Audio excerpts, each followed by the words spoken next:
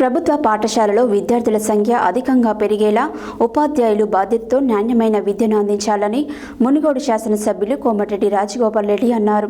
మునుగోడు నియోజకవర్గ కేంద్రంలోని వ్యక్తిగత క్యాంపు కార్యాలయంలో శనివారం నియోజకవర్గ పరిధిలో ఉన్న విద్యాశాఖకు చెందిన జిల్లా విద్యాశాఖ అధికారి మరియు మండల విద్యాశాఖ అధికారులతో ఎమ్మెల్యే రాజగోపాల్ రెడ్డి సమీక్షా సమావేశం నిర్వహించారు.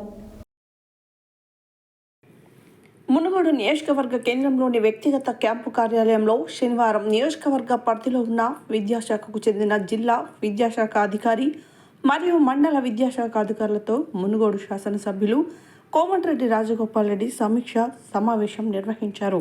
ఈ సందర్భంగా రాజగోపాల్ రెడ్డి మాట్లాడుతూ మునుగోడు నియోజకవర్గ వ్యాప్తంగా మండలాల వారీగా ఎన్ని పాఠశాలలున్నాయి, వాటిలో విద్యార్థుల సంఖ్య ఎలా ఉంది, మౌలిక సదుపాయాలు ఏ రకంగా ఉన్నాయి, ఉపాధ్యాయులు ఎంతమంది ఉన్నారు, ప్రభుత్వ పాఠశాలల్లో రోజురోజుకు విద్యార్థుల సంఖ్య తగ్గడానికి గల కారణాలు తదితర అంశాలపై చర్చించారు.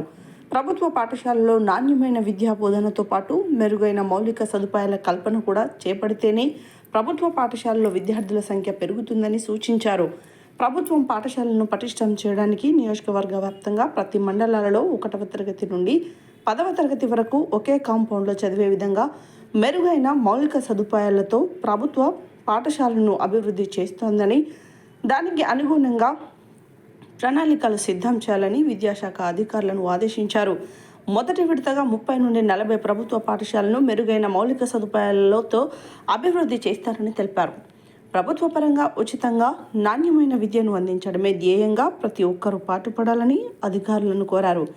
ఈ సమీక్షా సమావేశంలో ఉమ్మడి నల్గొండ జిల్లా డీసీసీబీ అధ్యక్షుడు కుమ్మం శ్రీనివాసరెడ్డితో పాటు వివిధ మండలాల నాయకులు, నల్గొండ జిల్లా డీఈఓ భిక్షపతి, చండూరు, మునుగోడు, నాంపల్లి, మర్రిగూడ, గట్టుపల్ మండలాల వారీగా మండల విద్యాధికారులు, కాంప్లెక్స్ల ప్రధానోపాధ్యాయులు పాల్గొన్నారు.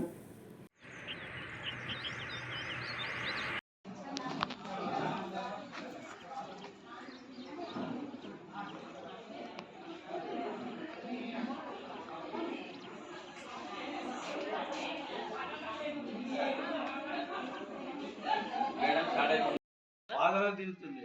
మా మీద కక్ష పట్టిర్రు, మీకు ఏమని అని చేసినా అని కక్ష చెప్పాలా వాళ్ళు ఎంత మంచి కోఆపరేట్ చేసిరైతే